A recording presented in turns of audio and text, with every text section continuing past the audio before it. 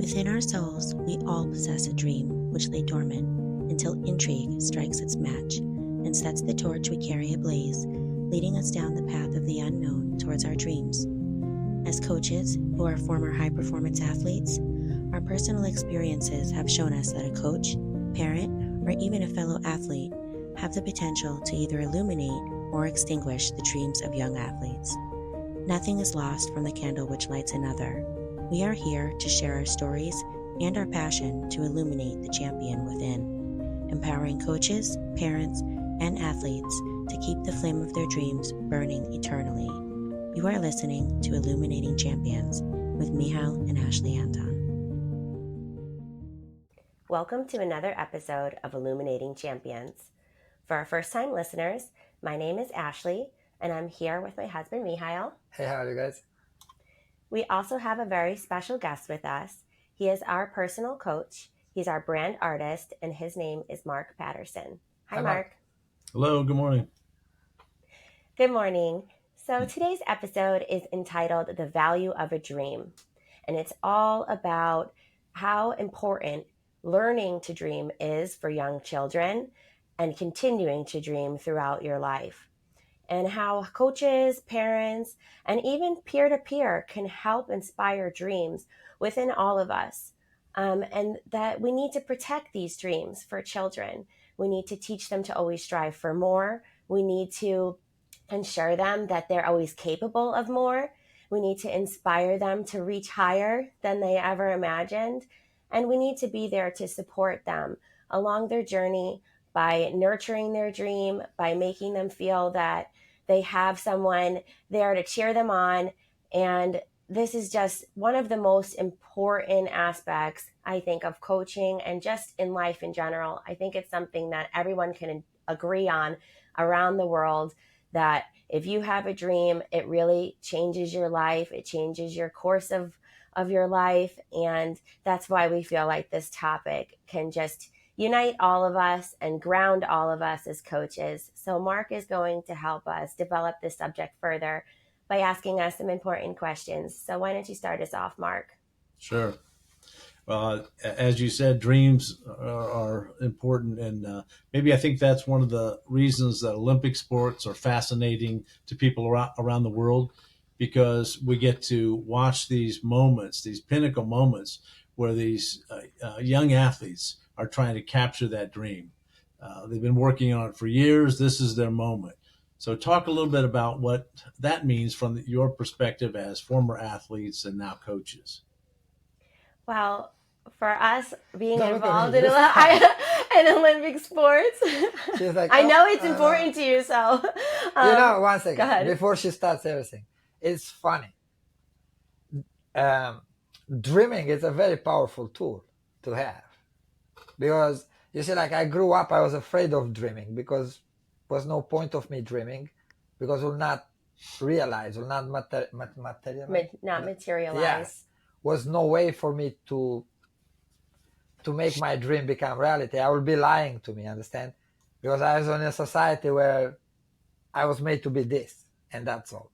Understand? I couldn't see myself more than the path they put me on. Make sense?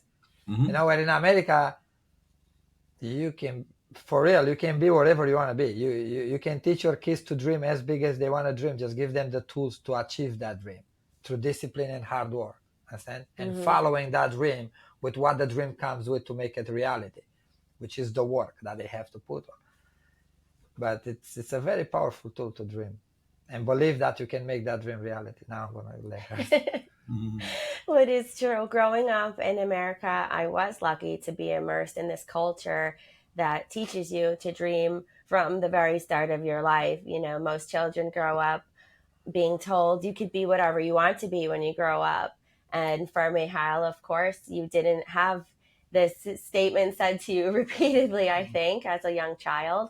But I was fortunate enough to have this mindset. One second. No, I had it. For me, it was like, oh, you're going to be a worker like your father and you're going to work 72 hours shift, or you're going to do gymnastics and be a national champion and maybe have a good life.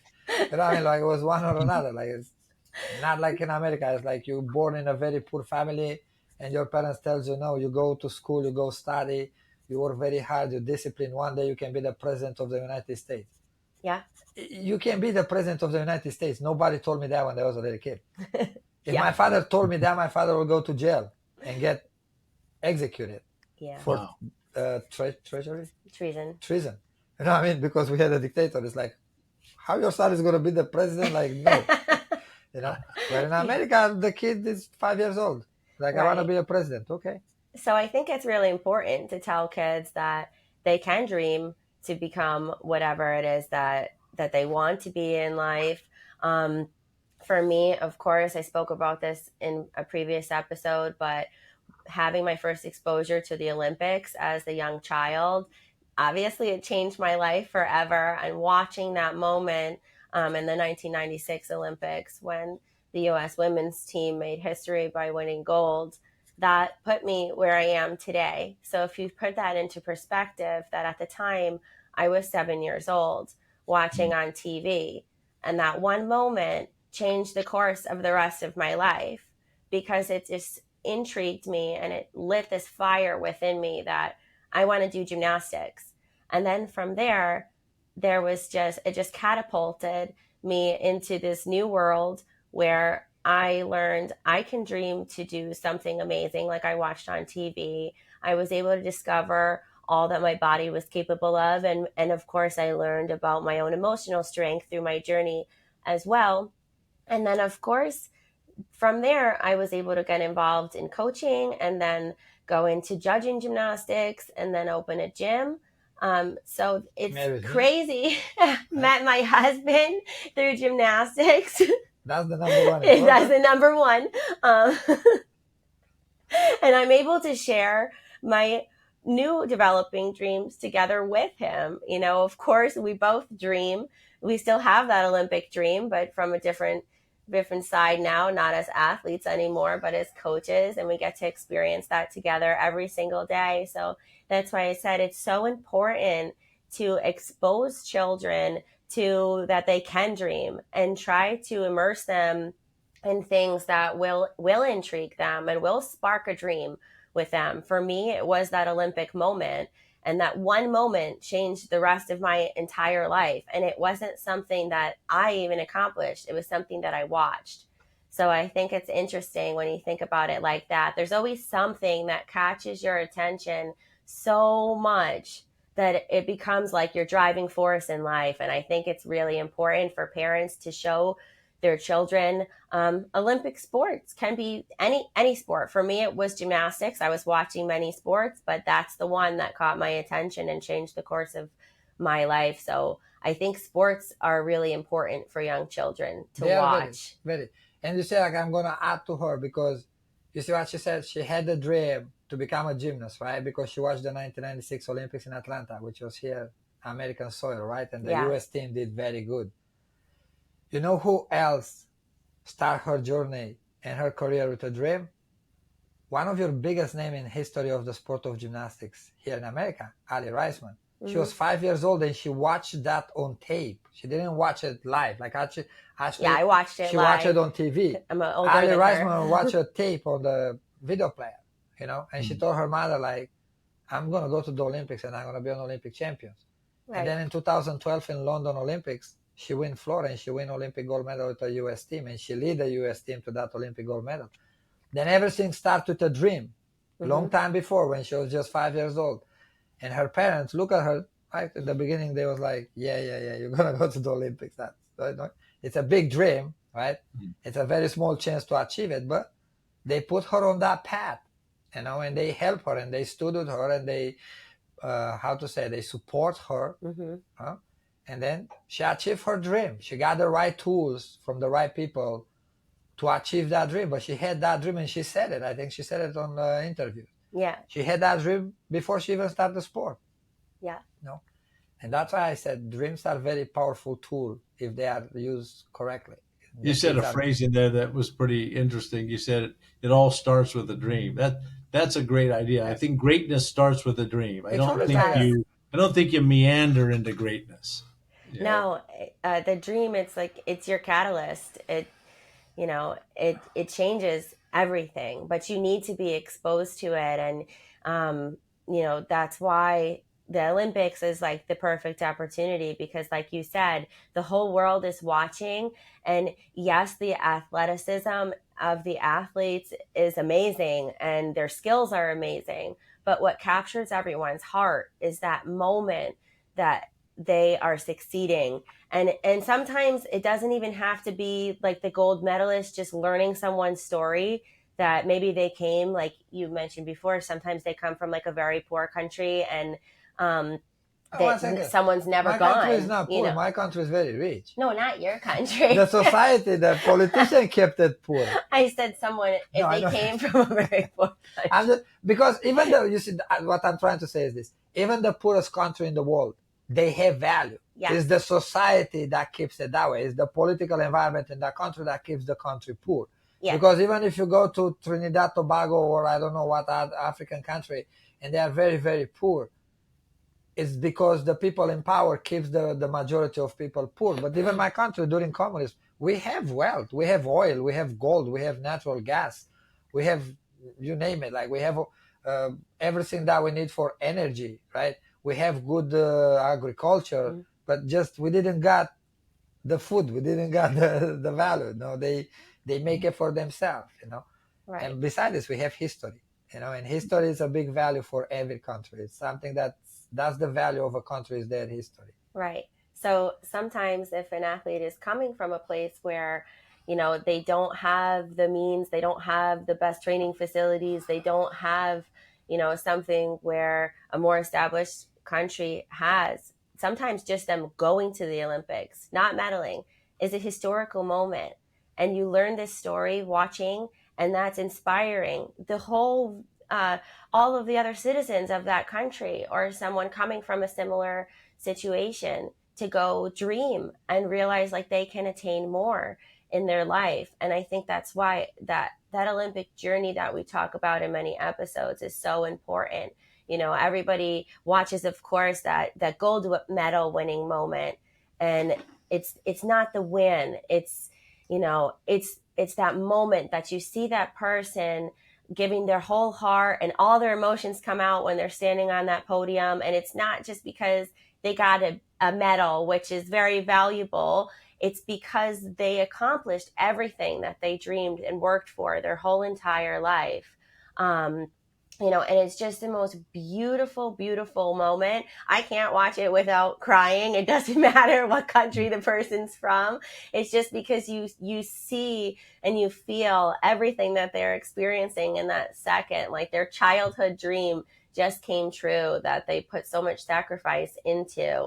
And I think that's why the Olympics is so inspiring, and it's showing the world that we actually are all united by dreams. We're all partaking in sports in the Olympics, and that's what we're looking at it through this lens. But really the uniting factor is that all of those athletes had a dream that they went after, and that's uniting us as humans. And it's one of the most powerful things in the entire world, is that dream.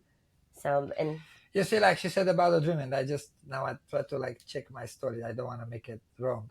But at the 2020 Olympics, which was in 2021, they have a refugee swimmer from Syria. That girl swim across the water, right, to escape, help people to get out of the water and bring them into the boat because she's a good swimmer, and end up going to the Olympics and follow her dream. Mm-hmm. Wow. And for that dream, she put herself, like she put herself through all that risk to run out of Syria and make it on the free land, right, to be able to participate in the Olympics. Right. And that's, think about it, like how powerful was her dream, that she took all that risk, all that uncomfort to make it to the Olympics. I think those stories, it's great that you bring up those stories, because the viewers, the people that watch the Olympics don't know the behind the scenes stories. But I think as someone who watches the Olympics, what I like is I'm noticing that these are the best athletes in the world at such a young age. They've worked so long, and for them to win, they have to be at their best, mentally, physically, and everything just has to go perfectly for them to walk away with that medal. And it's like you said, it's a moment, one hiccup and they don't win. So I think the audience, the viewers, are rooting for them and hoping and watching, and in a little bit of way, we're all vicariously, on that balance beam with the people. Yeah. So it is a great thing if you analyze the depth of the connection. Yes, and that's why I told you in past episodes that athletes are strong characters, and it's important for young kids to do sport because builds strong characters. Letting young kids to participate in sports and compete and desire to be the best and also lose, but learn how to do both with pride, right? Desire to be the best, be proud of yourself, be humble and respectful to everybody else, and lose and be as proud of yourself like when you won, but also be humble and respectful, right? That's Right. that's a strong character. Someone who can balance both is someone strong. It's not someone who suppress one part. It's like I don't want to be the best because I don't want to make other people feel uncomfortable. And then I'm not just going to try. I'm not going to do nothing. No, be the best. Want to be the best, but be respectful. Mm-hmm. Make people feel uncomfortable with your performing because you're very good at whatever you're doing, whatever sport you're doing, but your personality, your behavior is humble, doesn't make people feel uncomfortable. Right. Well, that's what I like about learning about your coaching methodology. You're great athletes yourself, but better than that, you're good people that want to help these people achieve their dreams and to put the spirit of sacrifice and dedication into them. So looking at the cost of a sport, okay, the cost of the time, the cost of the tuition, the but something more important than that, something that costs more to the person, is how they invest in their effort, their dedication, sacrifice, to define that dream and to reach it. So, talk a little bit about this investment and how it should be encouraged and nurtured and respected. No matter how much the monetary investment is from the parent normally, because they're the one that's supporting the child financially, the personal investment and the emotional investment from the child is always tenfold more than any price you could pay with money. It's everything. I don't even actually know if you can put a price on it, because that dream means everything to kids. They're walking into whatever sport that they're doing. In our case, of course, it's gymnastics. And that becomes like, it occupies almost all the space in their head all day long. They focus on school. As soon as they're done with school and their homework, they're in the gym. They're focusing on gymnastics. They're going home. Yes, they're spending time with their family, but most of the time in the back of their head is what they want to accomplish in gymnastics. They're waking up in the morning and they're thinking about what they want to accomplish that day in gymnastics or down the road. And it really encompasses their whole life. And then, of course, every single day they are sacrificing. They're dedicating time towards improving their skills. They are persisting through times that are very challenging, whether it's physically, like they're working to get stronger or working to attain a skill or working to become flexible. But most of the time, and more importantly, it's that mental persistence. They're working through learning how to struggle and not pity themselves, and they're learning how to keep striving without getting discouraged that it doesn't come easily. And that takes a toll on you. And that's why they always need great guidance from parents and coaches, and they need to be respected, because it's very raw emotion. And it's very deep emotion when you're involved in a sport. You could look at a child and from a distance, maybe you can be like, well, why is she scared to do a cartwheel on beam? And why is she so upset about it? Like, it's not such a big deal. But to her, it's the biggest deal of her life right then. That's all she's thinking about. And she has a million thoughts racing through her head at the time. Most of them are going to be negative of, well, why can't I get this? I'm not good. This girl can do it, but I can't do it. and I'm never going to get it. And you need, as the adult in their life, as the parent and as the coach, to realize that in that moment, that means so, so much to her. And the way that you approach her really shapes not just that moment. It doesn't just make that moment change.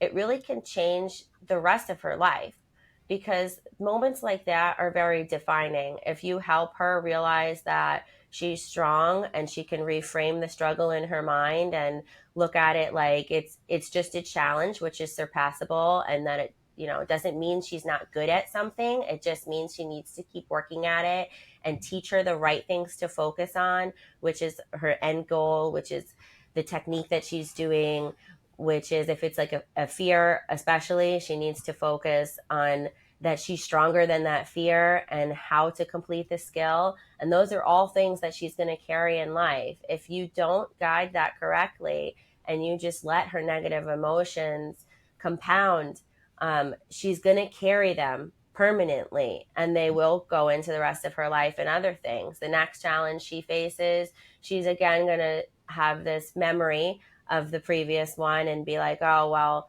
I'm just not good at anything. And you see this happening. So the sacrifice of an athlete and the cost that they pay with their emotions is very, very, very high. The grit it takes to go through the journey to get to their dreams is just, I don't think you can measure what that is accurately. No, you can, because it's, how to say it correctly, money you can make, right? You spend money, you can make others, right? But the time you can buy it. The emotion that you got through, you can reverse that. Understand? You did been scared, you did been embarrassed, you did been feel weak. Understand? Those are things that are like, you can put value on those type of things. Understand? And the sacrifice those athletes make in all sports. Think about it, like, they make a sacrifice that maybe never gonna see the payment back, to say that this way, right? So to speak, right? Because they want to go to the Olympics, they want to be Olympic champion. In gymnastics, a girl starts gymnastics 5 years old, and at 16 she can compete Olympics, right? And between 5 and 16, that's 11 years, right? Think about 11 years of her life she gave it to a sport that she's never going to take those years back.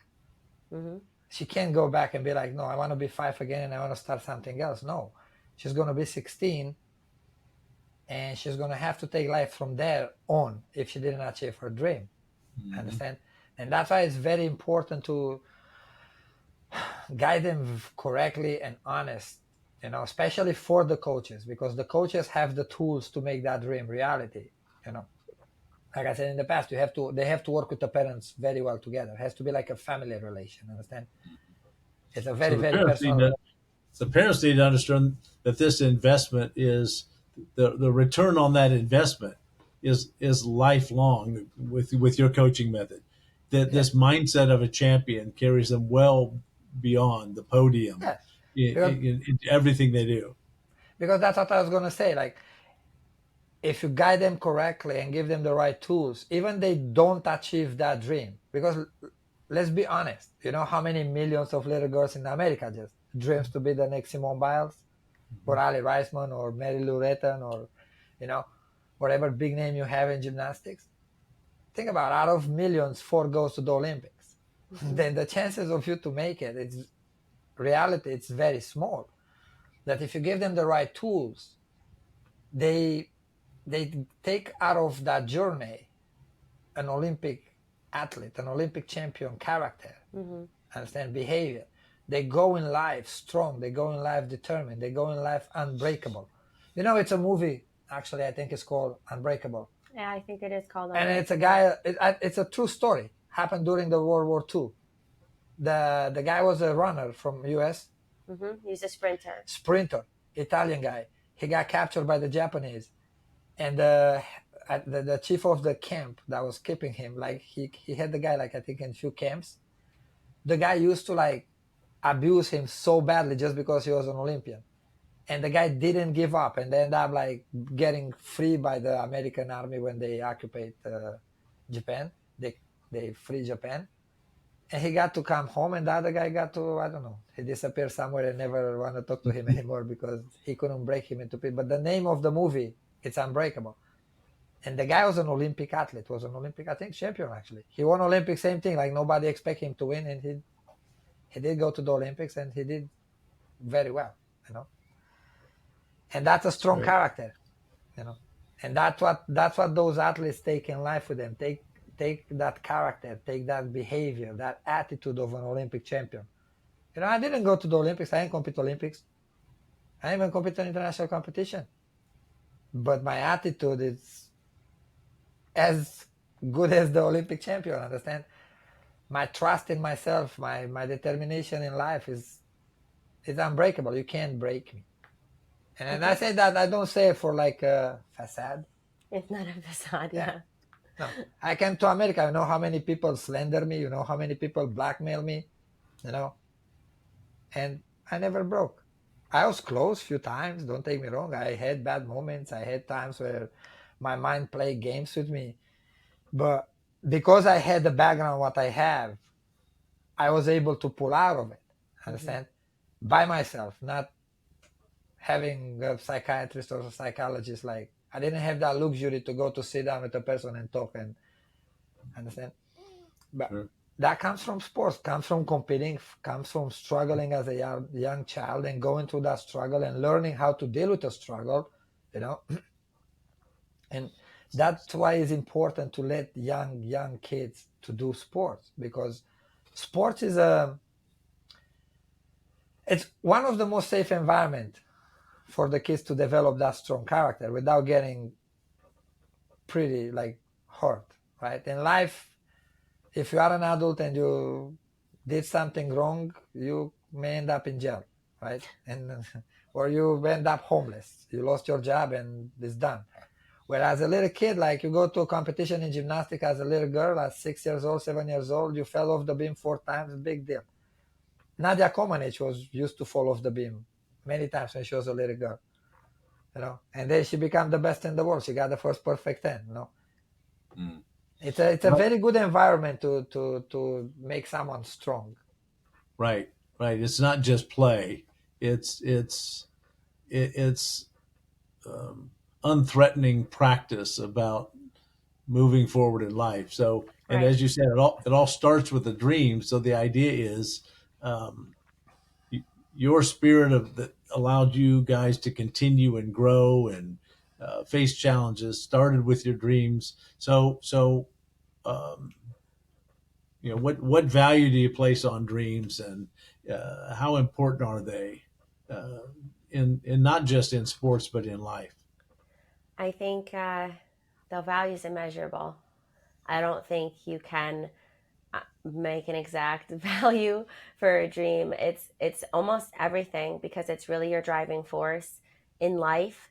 Once you learn that you can be inspired by something, and then you discover that you can aim to achieve it, and that you have the power to go through all of the struggle to try to get there. And like Mihail said, the return on your investment of your time and your sacrifice and your dedication and all of that are those life skills that you take away. Even for Olympic athletes, you know, the return on their investment, it's not that gold medal. It's all of those other skills that they've learned along the way, which primarily are skills of perseverance that carry them through life.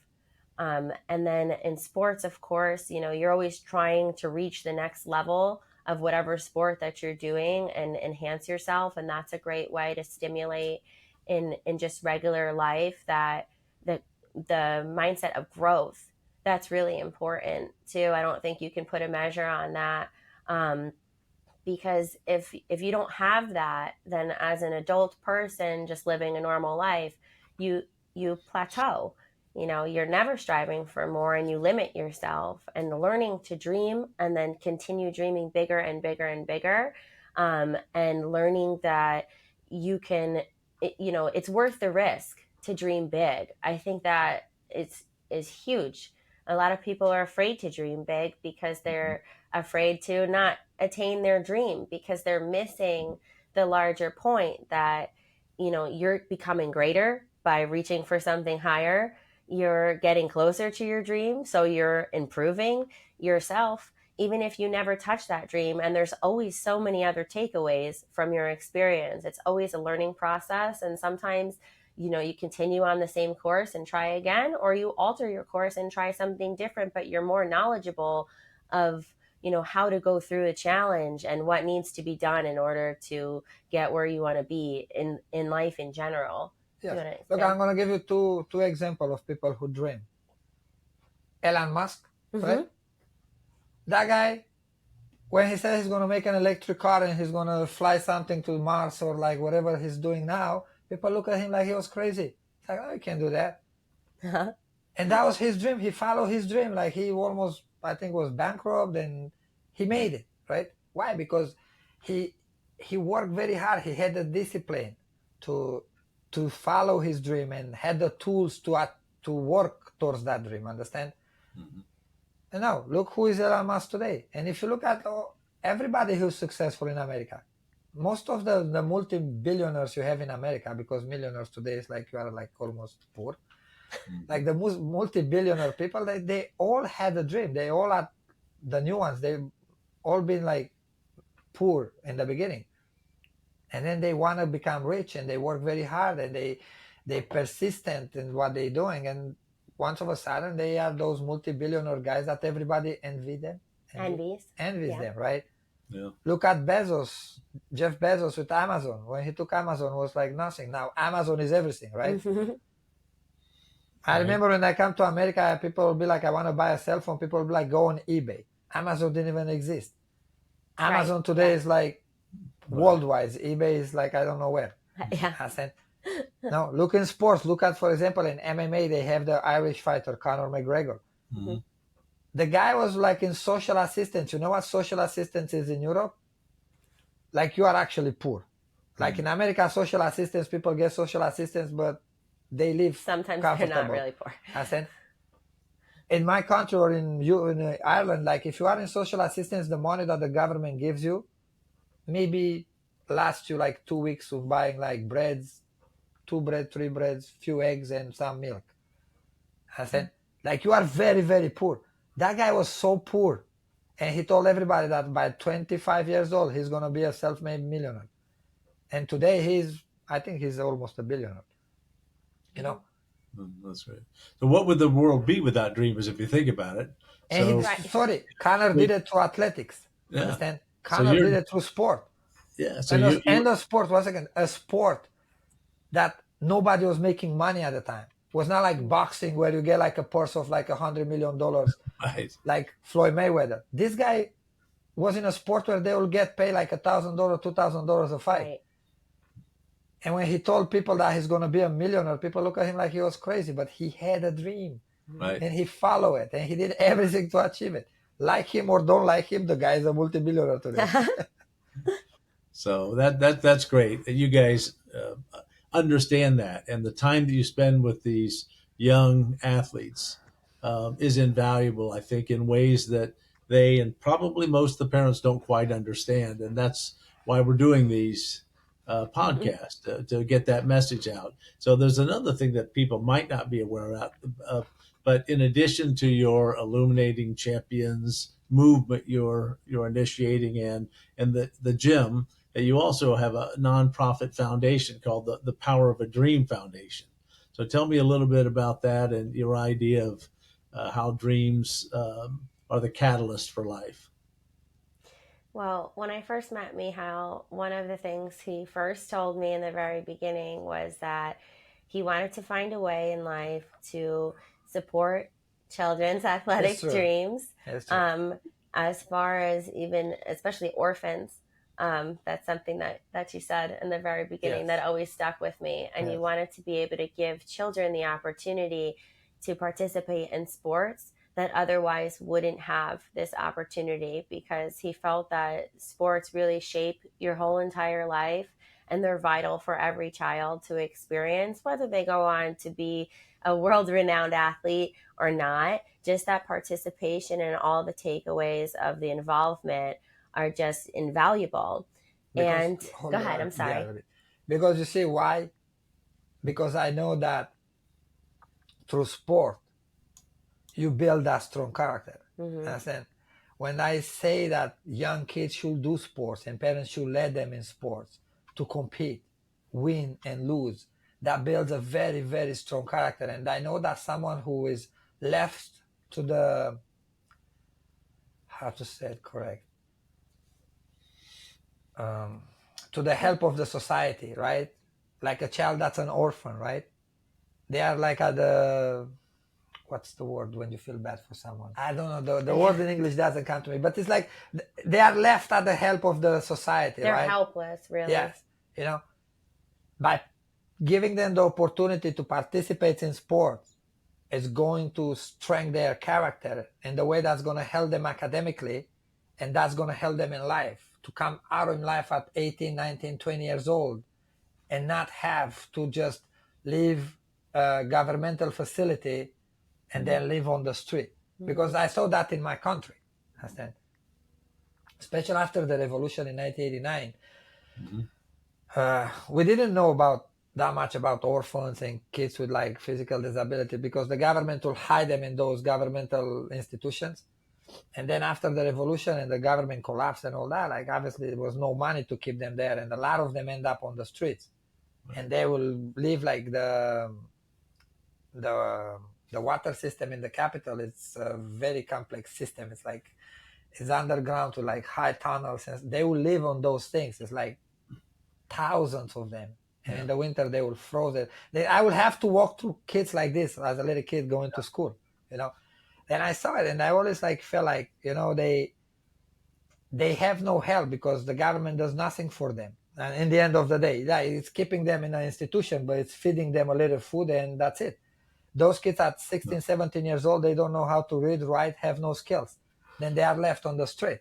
Yeah, I told you, I was there on a missionary trip right after the revolution, and Yeah, I witnessed that. We went to the orphanages, and we saw that the numbers of people and the conditions, and then we went to the train station with food, and the manhole covers opened up, and 100 kids came out of there because they live underground because the government has no support for them. At 18, you were kicked out of the orphanage. You go on the street with no skills, no training.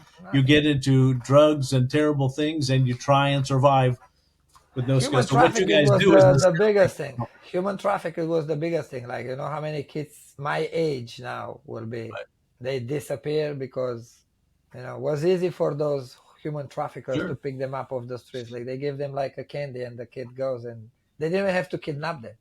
right. You know, they go by themselves, you know. Yeah. And that's why for me it was important. Like I believe that through sport you can build a strong society, because even when you look back in history, look at the Spartans, look at the Greeks, look at the Romans, right?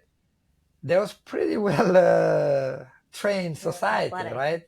They was pretty athletic, all of them. They was pretty in good shape because they had to defend their land, you know, and that's why there was a strong society. You know, that's why there you have the Latin saying, "Mens sana in corpore sana." I said it before, right? It's a healthy mind in a healthy body. Like the healthier the body is, and the body gets healthy through sport, right? The stronger the body gets stronger through sport, and the mind gets stronger. Then, you know, your will gets stronger. When your will is stronger, your desire to succeed is bigger. Then you have more outlets to succeed in life. And that's why, like, she's right. Like when I met her, like, she asked me like what I would like to do, and I came to America. I was here for like over maybe a year, and I was making money more than I ever make in my life, just working like legally, right? Not committing crimes. You don't have to go to rob a house. You don't have to go to beat someone and steal their wallet. You know, you just work and you make money. And I was mesmerized by the financial power in America, by the society in general. Like you work and you become rich pretty fast, you know? And then when she asked me, I said that, yeah, I want to do this in my country. I want to start in my country to make this like a sport, like an Olympic sport complex where the orphan can come and do school, do sports, do And then when they are 18 years old, in my country at 18 is like America 21. You go in life. You have enough tools to go to a college. You have enough tools to get a job and work as a coach in a club somewhere, teaching wrestling, gymnastics, whatever, or you are actually an Olympic athlete. We have in my country actually an Olympian.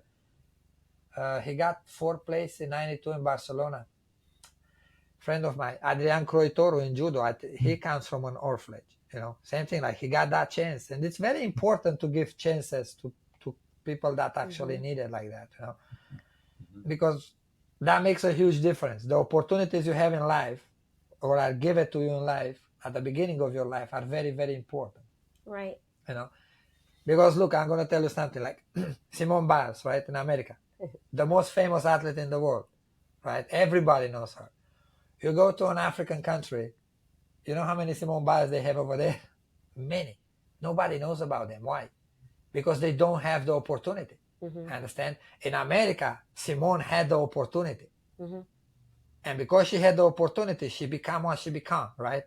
Now think about if you take half of this opportunity in America and you bring it in those places where there's none, how much you get out of that place? You know what I mean? How much value you bring in that place? So your dream is to take this philosophy around the world and help find those one day Simones. Right. Yes. So, I mean, I never forgot, of course, that he said this, because I had my own aspirations of helping children the same way. And meeting him, I said, where did this man come from that Romania. God connected the two of us? Romania. Because nobody ever told me, at least, that they were having thoughts like this. So we kept this thought in our head for a while. And after COVID in 2020, during COVID actually, in 2020, when we realized, kids are really going to need extra help now, extra assistance to continue their dreams and continue their sports, as the world changed and many people struggled very much financially. We opened our foundation, the Power of a Dream Foundation. I knew, like, when they start closing down businesses and we have to shut down the society, I knew that parents are going to struggle. Right. Because America is also, you see, has a good thing. You are a capitalist country. Your country is built in small businesses. Most of the people in America have a personal small business that they make a very good living out of it. When that business is shut down, all that living goes. Understand? And for me, I was aware of that. And then I talked to her and I said, like, we should do something to be able to help those kids that want to compete competitively at a high level, and try to start with them and help them financially to pay for the competition fees and competition expensive if the parents cannot support their dreams anymore because of this world situation, you know what I mean? And losing their life saving and life making, because they don't have a business anymore, like someone with, I don't know, a fitness gym or restaurants and stuff like this. Right. Because we discovered, at least here in America, we found foundations that supported children that did sports recreationally, but there wasn't something designated to children who were doing sports competitively, and definitely not gymnastics. So that was our initial thought. And then from there, we realized, we really can have a more global reach. There are children worldwide that need access to sports, and we need to protect this notion that every child deserves to have a dream and be exposed to dreaming bigger and gain opportunities through their dream and gain life skills through participating in the sport that they dream to do. So then we started, the war happened in Ukraine, and that changed everything. One really second, for us. I'm gonna back it up a little bit, because like you see, like, we did start the foundation, and society has to change. People have to bring back morals, social morals, and ethics, understand, and humanity, because people don't have it. Like, you start the foundation, but you know how hard it is to do it. Like during COVID, for example, I give you a story. We with a company called Christian Monroe. Mm-hmm. It's actually the most famous gymnastics leotards company in the world. They have the most Olympic champion, world champion, European champion that wear their brand in their history, right? And we talked to them, and they agree, although they are from France, to make a leotard that was like an American flag-looking leotard. It's red, white, and blue, and it said, "Together we are strong." Together we are strong. And we sent it to everybody in the country and told them, like, okay, if they buy the leotard for the kids to compete the season coming after, 15% was going in the foundation, right? 10%. Or 10% was going in the foundation, and the money goes towards kids that need it. Nobody did it. Mm-hmm. The only kids who did it was in my gym. Understand? Yeah. Like nobody, because they didn't want to do it, because they're like, don't send me these emails anymore. Don't do this anymore. And then I look at it and I'm like, you know how many kids are out there that can't pay? Like, that's something to help. That's not something to, I don't know, be cocky about it or be like, oh, I didn't do it first. They did it. I don't want them to look good. Because that's how people think about it, And that's how we end up, she was going to say now about the war in Ukraine. That's how we end up helping people in Ukraine that actually respect it. Understand? Yeah. That's. I know we talked about that before, but you guys help gymnasts in Ukraine. You had the coach whose team was actually shelled, and one of their athletes was killed. So I mean, I don't know if you want to dip into that for a second. Yeah, that's what I only say it's because it's such a great story, and it expresses your passion for helping people. That's what I was going to say. That's a sad story. We're going to have a whole episode on this coming up. But, when the war started, we were actually at a gymnastics competition. And the first thing Michal looked at me and said, besides, all the tragedy and that it was scary and, who can we get in contact with to help the gymnasts through the foundation? Because we knew maybe the national team would be having the support from the Olympic Committee to get out of the country and continue training and have a little bit more of a stable situation. But what about all of the other kids? 1 second, that because are you see, like I come from the same place. Like Ukraine is my neighbor country. Understand? Like Romania, we have the longest border with them actually. The south border, where now is the biggest battles, that's by my country. And I know the society, like obviously, like they come from a communist socialist society. I know how it works, and I knew that, the biggest stars are going to take care of it, even by the International Olympic Committee or the International Gymnastics Federation or the other sport federation. But the little kids that do the sport to become that big athlete one day, they're going to get no support because nobody's going to care about them, And that was my main goal when the war started. That's what I was looking for, because I told her right away, I said, those kids are going to suffer like nobody's going to believe it, because nobody's going to look after them. They're going to look to the big name. Yeah, everybody wants to take a world champion out of Ukraine and be like, look, we brought Vasily Lomachenko to California. Bravo. The guy is a world champion. He has a private jet. Don't take me wrong. He's a nice guy. He does a lot from Ukraine, but also looks good for the people here bringing him because he's a big name. But where are the little kids? Right, and that's the future of the country. If you where is the 8 years old Lomachenko? Right. That's in Ukraine now. No, hiding underground to not get bombed by Russian missiles. Right. Right. So that became our primary focus, because he said, if we don't protect these young children, of course, just their lives in general, to not lose their lives, also to not lose their dreams. Because if they're not protected and their dreams are not protected, that's the end of Ukrainian Olympics after maybe the next Olympics. Because you have to think, an 8-year-old child now has another 8 years before they're eligible to participate in, say, gymnastics. And rhythmic gymnastics in Ukraine is huge. It's like religion in Ukraine. Yes, it's their biggest It's sport. their biggest sport. It's the pride of their country.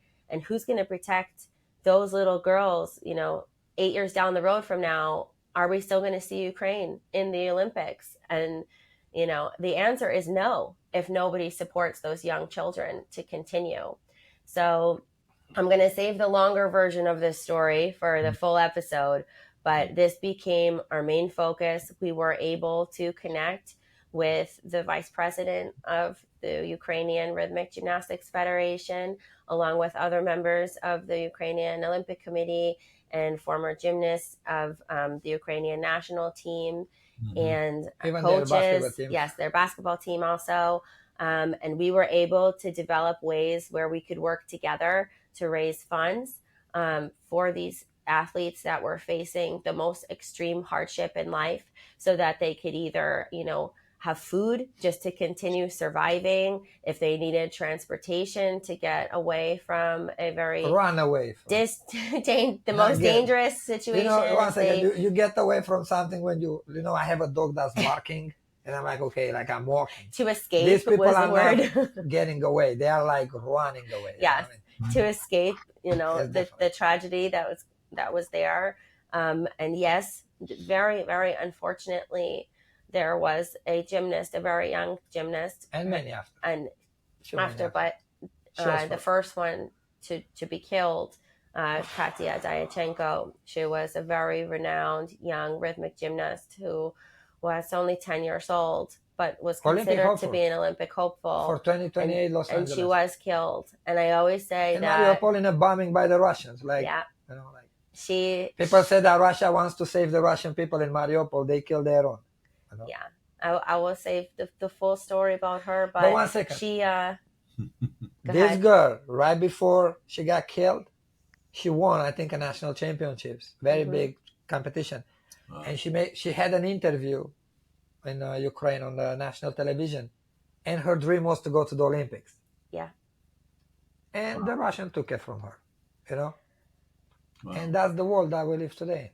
Yeah, and it's I always say, like, she's our Olympic angel. She's our gymnastics angel, because it was her death that initially we couldn't figure out what to do.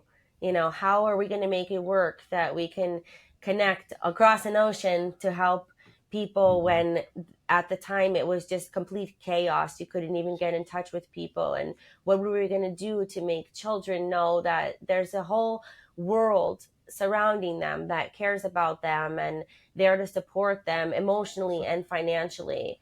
And the day that I learned that she died, we just looked at each other and we were like, we have to do something. And then all of a sudden it clicked, this is the answer. This is what we can do. And I'm going to save it. She find it out. I'm going to save it. Thank you. I'm going to save it for the full episode. Which I encourage, our viewers to tune into, because it's just going to be filled with the most inspiring and, of course, heart-wrenching stories, but most inspiring stories. And, it's just, in addition to really this episode of the importance of protecting these dreams and giving the children the comfort to do a sport and that be their place of tranquility in even the most chaotic and horrendous life situations. For these children that are in Ukraine right now, gymnastics is their place of peace. No matter what tragedy is going around them, gymnastics is exactly, other sports too. But I'm saying from our perspective, because we are working with the gymnasts, that's their place of peace, that's their place of tranquility, and most importantly, that's their place of hope. It takes their mind away from what's occurring right now and lets them look farther into their future and dream of a happier time and dream of the accomplishments they can make and dream of being able to show the whole world that Ukrainians are strong and represent their country. We would talk about it in that episode as well. There's a little gymnast that we were fortunate enough to give help to that was bombed, and she had her leg amputated at 7 years old. And after, multiple surgeries, in not just her leg, she had very bad compound fractures in her arm. She was just a mess. This child is just so strong. She went back to rhythmic gymnastics with a prosthetic leg, and now the world is looking at her like a hero, which she is. But I'm going to be honest, it's a little too late. This is what I was going to say. Because when we try to raise money for her, nobody wants to touch it. Now when they saw her with the President Zelensky, the whole world wants a picture of her. Understand? Right. So that's our goal. One second. Remember when I told you about being a coach in the bad day? Mm-hmm. Right? The same thing it's now. Like everybody now wants a picture of her because she's fine. But when she was a nobody and she was just a little gymnast, and we asked USA Gymnastics and we asked the states of Connecticut and the regional states to help us raise money, not give us money, help us bring awareness. Nobody did it. Mm-hmm. Everybody ignored us, you know? Right. And now, today, when the little girl is famous, I'm pretty sure even the Olympic Committee is going to make a video with her and be like, oh, look at us. We are so nice. No, you're not. You're just playing politics, you know, like, and politics should not be part of sports.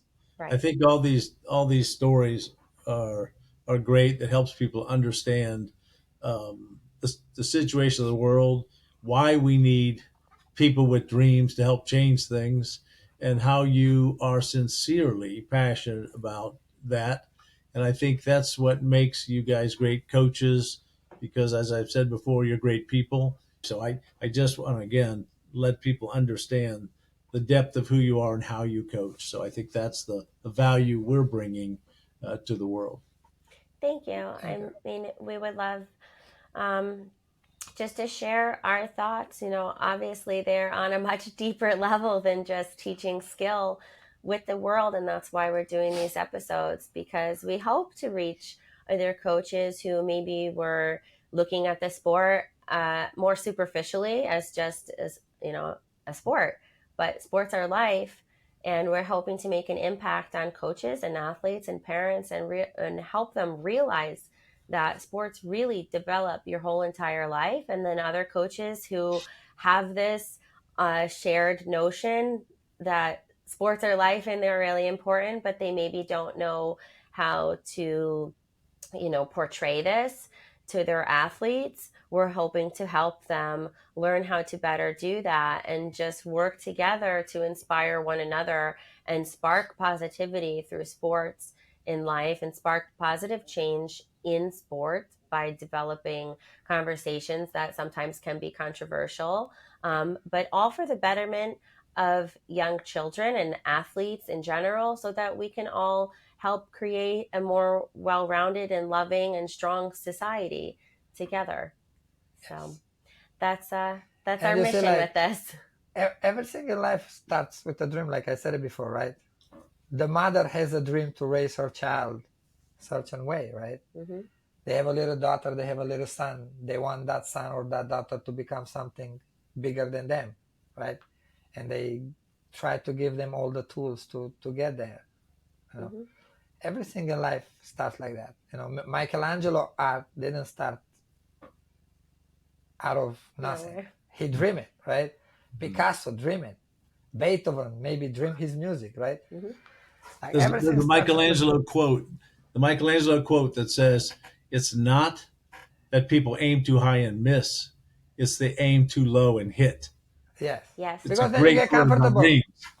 Yes, because you get comfortable with mediocrity. Understand? And that's what I want. For me, I want to see the young generation not wanted to be comfortable, mm-hmm. being mediocre, wanted to be uncomfortable, being something special, being something big, you know.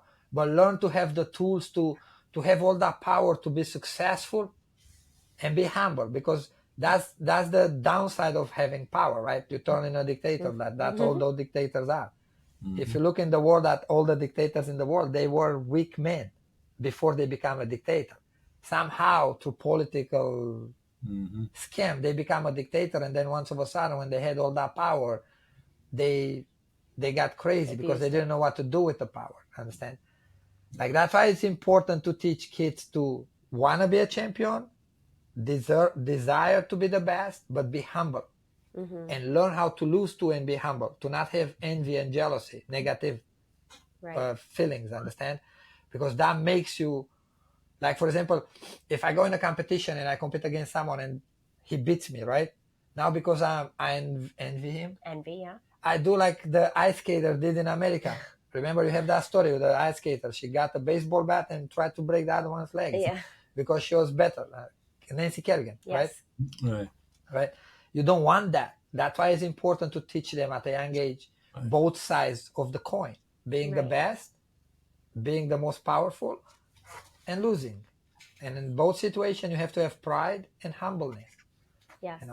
So maybe this is a good time to mention, because we alluded to it a couple times here, that really Illuminating Champions is your vision of a movement to change gymnastics in a way, but working with the pyramid, the athlete, the parent, the coaches, a movement for all those involved to understand dreams and coaching and that. So I just want the listeners to get mentally ready for future episodes where we talk about this is a movement that they can be part of, and that they are critical components in molding the future generations of champions.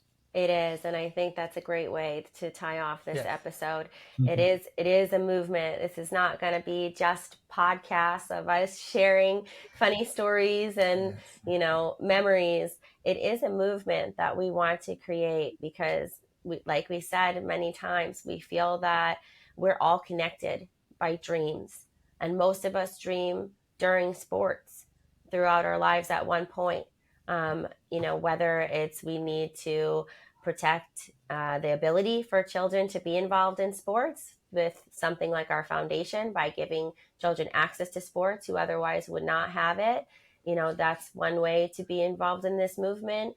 But the other way is, just to teach people first how to dream and go after their dreams and create an environment which is uplifting and nurturing and protective. 1 second. Go ahead. Just remember your thought. I don't want to interrupt it because you said something very smart. Thank you. What's interesting, you said to teach kids how to dream. In Romania, he had to learn. That's what I was going to say now. That's what he's going to say. In America, I don't think so. American people need to be taught how to dream. I But think Romanians, American people are the dreamers. Yeah. They have to be taught to not be afraid of their dreams. Yes. And they have to be taught to not be afraid to take the challenge of that dream with everything that dream comes with. Understand? Yeah. With the work that comes with, and with the fact that you can achieve it or not. Understand? You cannot be afraid of insuccess before you even try it. Right. Understand? You have to go to battle to see how strong you are. You cannot just sit outside and be like, I think I could fight, but I'm not, I don't know. Like, just go in the ring, take a few punches and see how it is, like get the feeling of it. Like, take the chance. You have to take the chance in life. If you don't take chance in life, you never make it. Like you said it, right? Michelangelo said, right? You aim here and you achieve it. It's nothing. You get comfortable being mediocre, No, aim here, Right. The harder life in society you have, the biggest achievement put in your head. And if you are a parent coming from a struggling society part, right? Like a poor family, and you have a child, teach them to want to be the best in the world at something. Teach them to be successful. That's how they're going to make it. That's how they're going to change that pattern. That's how they're going to get out of that cycle of poor, right? And America, it's a country where you can do that through hard work, through discipline. And I'm not saying that to like impress people and be like, okay, like follow me on Instagram. I don't know. I don't even care about my Instagram. But that's the truth. Like, you ask every single successful person in life, they're going to tell you the same thing. I had discipline and I work hard. I put in my head something that I want to achieve, which was a dream, and I go for it. Do it. You can do it. Like, everybody can do it. That's why in America you have the phrase, you can do it. I tell my girls in the gym all the time, you have the best phrase in the world. You can do it. But to do it, you have to do this. Yeah, you have to do it. Right. You do that, yeah, you can do it. Let's go. You got to go for it. You got to go after your dreams. And, we are just happy to be able to have this platform to share our thoughts and to use our voices to try to spark positive change and to illuminate the world through these podcasts and future projects, and really create this movement that people can be a part of. Athletes are going to be able to become more involved. Coaches and parents are also going to be able to become more involved through certain workshops and different things that we're going to be implementing very soon. So everybody who's been listening, please stay tuned. It's going to this is just the beginning. So thank you so much for everyone who has been following us and who has been listening. Please subscribe to our channel if you've been loving the content. There's always going to be more to come, and it's just going to be more interesting every single time. We're going to be touching on, the most controversial subjects that everybody fears talking about but need to be discussed. Make sure that if you have something to share with us, please send it in. Please comment. We want to hear your feedback, and we want to hear your thoughts on what you've been listening to and how it's impacting your life. So thank you, everybody, so much for listening. Thank you, everybody. Thank you, Mark. Thank you. Bye-bye. Thank you for listening to Illuminating Champions. Don't forget to subscribe to our channel and stay tuned for our next episode.